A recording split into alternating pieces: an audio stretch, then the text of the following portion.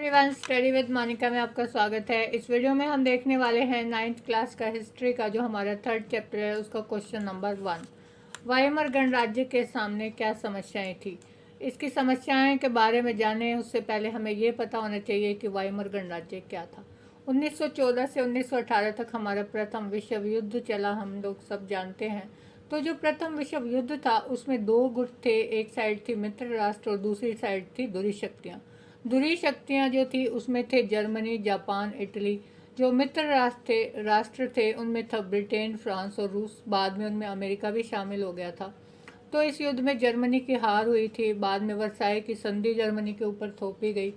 तो जब जर्मनी की हार हुई तो वहाँ का जो सम्राट था वो तो अपनी जान बचाने के लिए भाग गया था इंग्लैंड।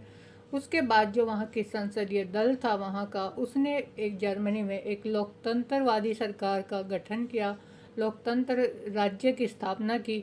और वाइमर में वो लोग जो है इकट्ठे हुए थे, मिले थे। वाइमर जगह है जर्मनी में, तो तब से इस गणराज्य को क्या नाम दिया गया, वाइमर गणराज्य।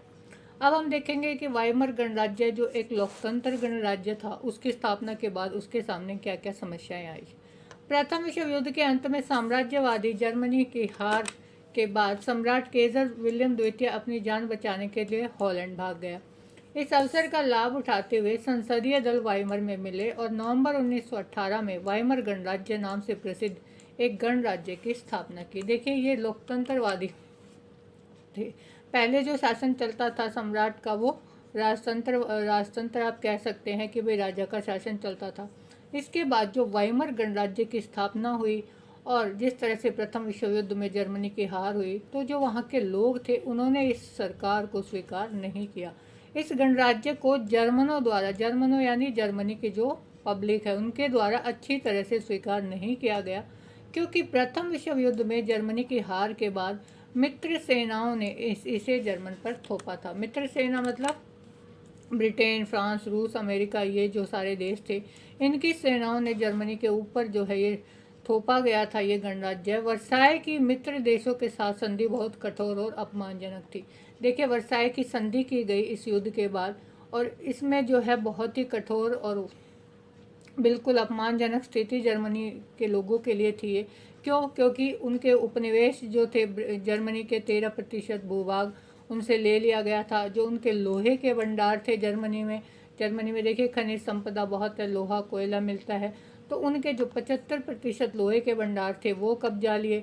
26% जो कोयले के भंडार थे वो जो है उन्होंने मित्र राष्ट्रों ने ले लिए। फ्रांस, पोलैंड, डेनमार्क, लिथुआनिया के हवाले उनको ये सारे जो है अपने क्षेत्र करने पड़े। तो ये जो संधि हुई थी ये उनके लिए एक अपमानजनक स्थिति थी वहाँ के लोगों के लिए।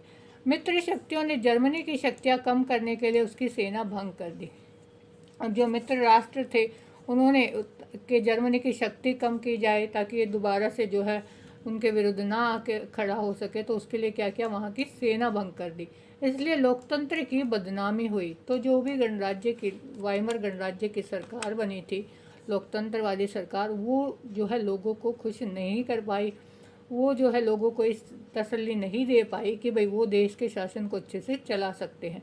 प्रारंभ से ही यह लोगों में अलोकप्रिय हो गया था। जो भी वाइमर गणराज्य बना वो क्या हुआ कि भाई लोग उनके शासन व्यवस्था से खुश नहीं हुए। क्यों? क्योंकि वो तो कुछ भी बचा नहीं पाए, उनके ऊपर संधि थोप दी गई, उनके सारे क्षेत्र ले लिए गए, तो लोग उनसे खुश नहीं थे, वो अलोकप्रिय हो गया। बहुत से जर्मन वासियों ने नए लोकतंत्र को भी युद्ध में पराजय और वर्साई के अपमान का जिम्मेदार माना। बल्कि जो जर्मन के लोग थे जर्मनी के, वो क्या मानते थे कि भाई ये जो संधि हमारे ऊपर थोपी गई है और जर्मनी की जो हार हुई है प्रथम विश्व युद्ध में, इसका रीज़न क्या है, इसके पीछे इसका कारण कौन है, ये वाइमर गणराज्य, लोकतंत्रवादी सरकार। जर्मनी ने बड़े स्तर पर ऋण लेकर युद्ध लड़ा था और युद्ध का हर्जाना सोने के रूप में देना पड़ा।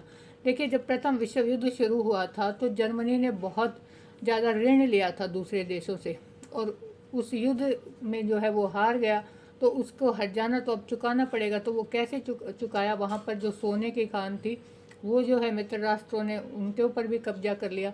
जर्जर सोने के भंडार, जर्जर का मतलब कि भाई अब उनके पास जो है कुछ नहीं बचा, नष्ट हो जाना सब कुछ। संसाधनों की कमी हो गई उनके पास। क्यों? क्योंकि उनके लोहे के जो भी क्षेत्र थे, कोयले का जो भी क्षेत्र था, जो भी एरिया उनके खनिज संसाधन थे, वो तो सारे मित्र राष्ट्रों ने हथिया लिए थे।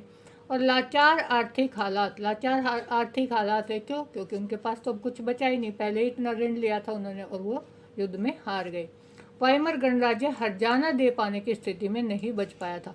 अब वो हर्जाना कहाँ से चुकाएगा जब उसके पास कुछ है ही नहीं। तो इस हालत में नवजात गणतंत्र, नवजात का मतलब होता है कि अभी अभी जो पैदा हुआ हो, यानी अभी अभी वो गणराज्य बना था, को इसके पड़ोसी देशों के विरोध का सामना करना पड़ रहा था, क्योंकि उन्होंने इसके अग्रणी औद्योगिक क्षेत्र के कोयला भंडारों पर अपना कब्जा कर लिया था। जर्मनी के चारों ओर तबाही, भूखमरी और निराशा की स्थिति थी। तो प्रथम विश्व युद्ध के बाद जो जर्मनी की हालत हुई उसमें क्या था कि भाई चारों ओर तबाही थी, भूखमरी थी, लोगों के पास खाने के लिए भी सामान नहीं था और निराशा की स्थिति थी कि उनको अब कोई उम्मीद नज़र नहीं आ रही थी।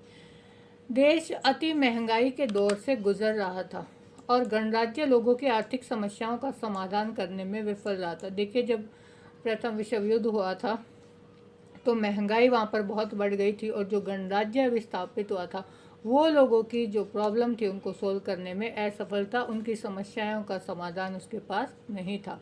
इस सबसे भी अधिक क्या हुआ था कि 1929 से 33 के बीच जो आर्थिक संकट आया, देखिए महामंदी आई थी 1929 में। अमेरिका का जो वॉल स्ट्रीट एक्सचेंज है, वहाँ का शेयर बाज़ार था, वो जो है ध्वस्त हो गया था, नष्ट हो गया था। तो क्या हुआ था कि भाई हर जगह पर महामंदी की शुरुआत आप कह सकते हैं कि लगभग सभी देशों में मंदी आ गई थी, क्योंकि बहुत सारे देश हैं वो अमेरिका से जो है ऋण लेकर जो है वो अपना काम करते थे। उसके बाद जब मंदी की शुरुआत हुई तो अमेरिका ने जो बाकी देश थे उनको ऋण देना बंद कर दिया था।